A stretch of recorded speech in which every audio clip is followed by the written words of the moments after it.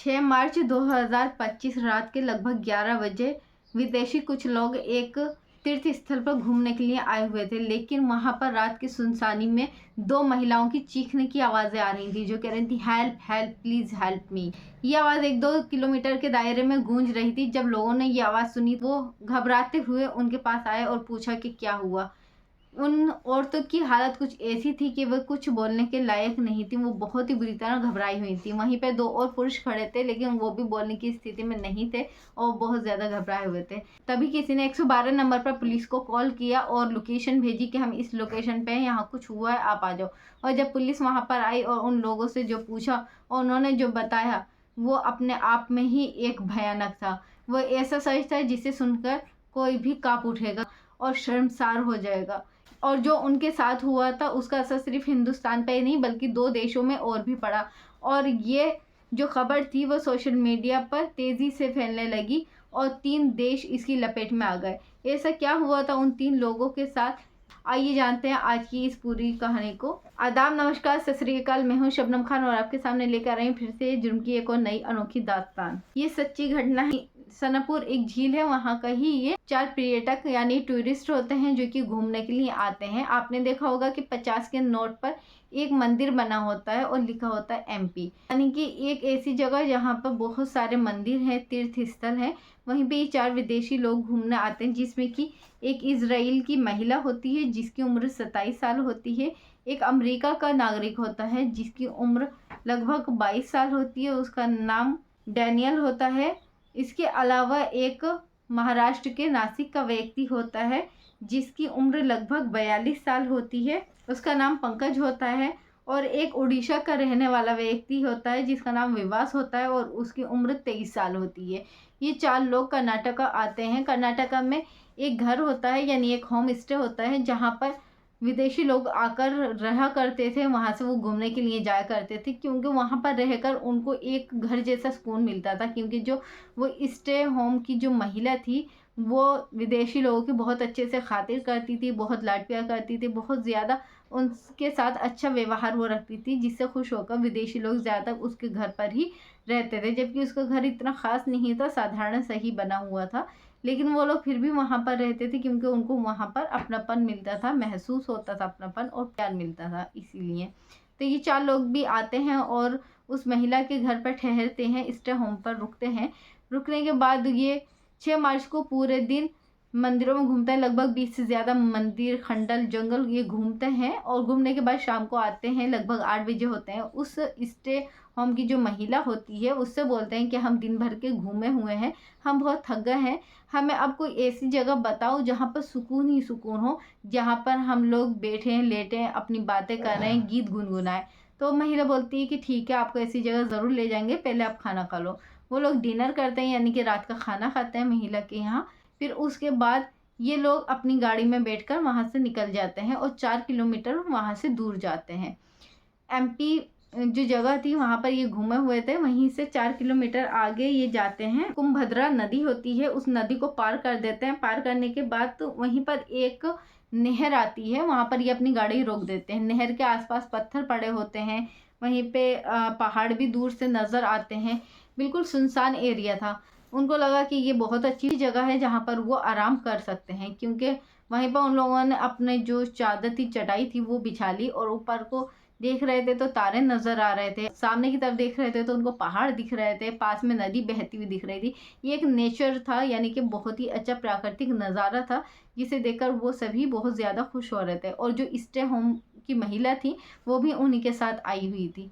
अब ये लोग वहाँ पर अपनी चटाइयाँ बिछा लेते हैं। बिछाने के बाद अपनी गिटार निकालते हैं, गीत गाने लगते हैं, आपस में बातें करने लगते हैं, हंसी मजाक करने लगते हैं।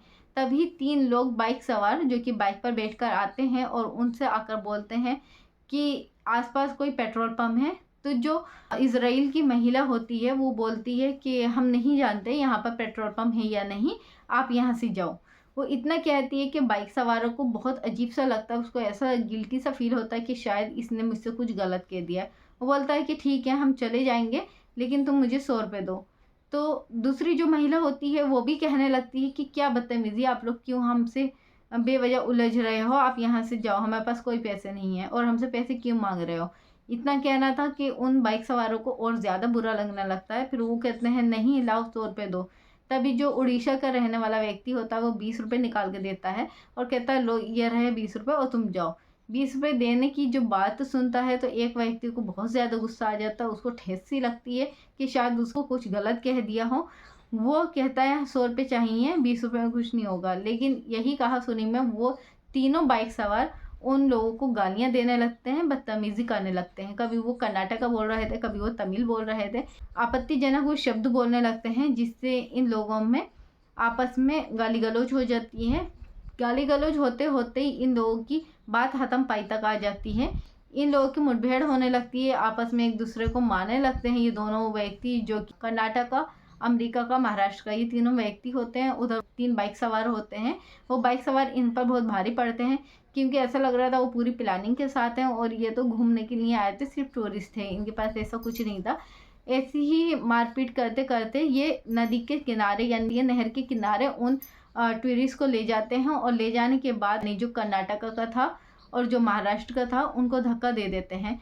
सिर्फ डैनियल बचता है। डैनियल बहुत घबरा जाता है जब नहर में उन लोगों को गिरता हुआ देखता है। वो कुछ नहीं सोचता समझता और उनको बचाने के लिए वो भी नहर में कूद जाता है।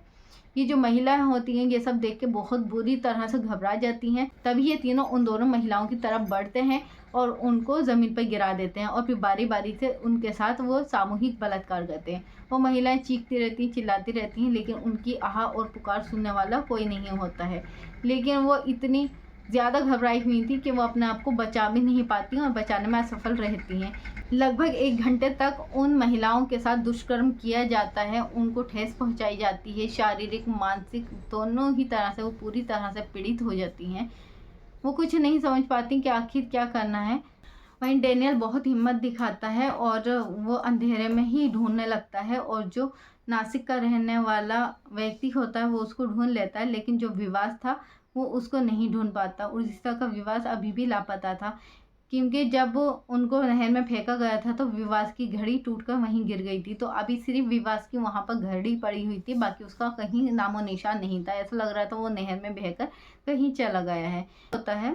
फिर डैनियल कर्नाटक के रहने वाले व्यक्ति को, पंकज को ले आता है ऊपर। बाहर निकल के देखता है तो वो दोनों महिलाएं एक कोने में पड़ी हुई रो रही होती हैं और उनकी हालत से साफ पता चल रहा था कि उनके साथ गलत काम किया गया है।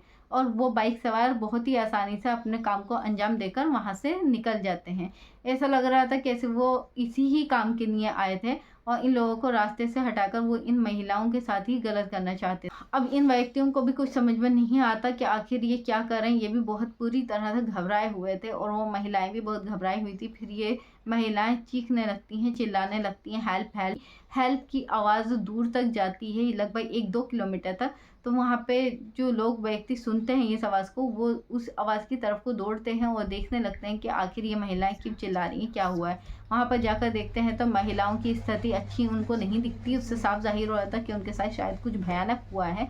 वो पुरुष भी बहुत बुरी तरह घबराए हुए थे, जिसकी वीडियो भी लोगों ने बना ली और उसी समय सोशल मीडिया पर वायरल बहुत तेज़ी से होने लगी। पुलिस को जानकारी दी गई। पुलिस जब आई और पूरी कहानी का पता चला, पुलिस भी बहुत ज़्यादा सत्ते में रह गई कि आखिर विदेशी लोगों के साथ इतना भयानक अपराध हिंदुस्तान में कैसे हो सकता है। फिर पुलिस अपने रेस्क्यू टीम तैयार करती है। नहर में जो उड़ीसा का व्यक्ति था रहने वाला विवास, उसको ढूंढते हैं, लेकिन 6 तारीख गुजर जाती है, कहीं पर विवास का पता नहीं चलता। 7 तारीख की सुबह और शाम भी गुजर जाती है, विवास का कहीं कुछ पता नहीं होता। लेकिन फिर 2 दिन बाद 8 तारीख को तैरती हुई उसी नहर में विवास की लाश ऊपर आ जाती है। अब मामला और भी ज़्यादा संगीन हो चुका था क्योंकि ये विदेशी लोग थे, हमारे देश के भी नहीं थे और उनके साथ हमारे हिंदुस्तान में इस तरह का बर्ताव हुआ था जिससे हिंदुस्तान पर सवाल उठ रहे थे। क्योंकि ये खबर सिर्फ हिंदुस्तान की ही मीडिया पर नहीं, क्योंकि ये खबर विदेशों में भी वायरल हो गई थी। वहाँ भी टीवी, मोबाइल्स, न्यूज़पेपर, सब जगह ये पब्लिश हो चुकी थी। उन लोगों को भी जवाब देना बहुत ज़्यादा मुश्किल था। पुलिस ने बहुत ही ज़्यादा मशक्क़त की और अपनी टीम में जारी की उन 3 लोगों को ढूंढने के लिए, जिसमें से 2 लोगों की पुष्टि की गई। वहीं पर एक सायंगारा नाम का इलाका होता है जिसमें कि रहने वाले ये 2 लोग होते हैं जो कि पकड़े जाते हैं। एक व्यक्ति अभी भी फरार है। उन 2 व्यक्तियों पे रेप की धारा, सामूहिक बलात्कार करने की धारा और हत्या को अंजाम देने की संगीन धाराएं लगाई गई और उन धाराओं के तहत उन लोगों को गिरफ्तार करके जेल भेजा गया है और उनको कड़ी से कड़ी सज़ा देने का आश्वासन दिया है। शासन प्रशासन पर सवाल उठने लगे तो कर्नाटक के मुख्यमंत्री जो थे उनको भी सामने आना पड़ा मीडिया के, और उन्होंने आश्वासन दिया कि जो तीसरा व्यक्ति है उसको भी जल्द से जल्द पकड़ा जाएगा और जो ये व्यक्ति हैं जो पकड़े गए हैं इनको भी सख्त सज़ा दी जाएगी। उन लोगों के साथ जो हुआ वो उसको भूल पाएंगे क्या? वो महिलाओं की इज्जत जो खोई है उन लोगों ने वो वापस मिल सकेगी क्या? जो अपनी ज़िंदगी से हाथ धो बैठा है उसके परिवार को क्या दोबारा उनका बेटा उनका भाई मिल सकता है जो उनसे बहुत दूर जा चुका है? क्या ये दोनों व्यक्ति जो मौत के मुंह में से लौटकर वापस आए हैं इस हादसे को भूल पाएंगे? शायद नहीं। इसीलिए हमारी सरकार को सख्त से सख्त कदम उठाने चाहिए इन पापियों के खिलाफ। ऐसे लोगों को सिर्फ और सिर्फ फांसी की सज़ा देनी चाहिए। वीडियो अच्छी लगी है तो दोस्तों वीडियो को लाइक करके चैनल को सब्सक्राइब कर दीजिए। फिर मिलेंगे जुर्म की एक और सच्ची घटना के साथ। जब तक आप अपना अपने परिवार का ख्याल रखिए। धन्यवाद। जय हिंद।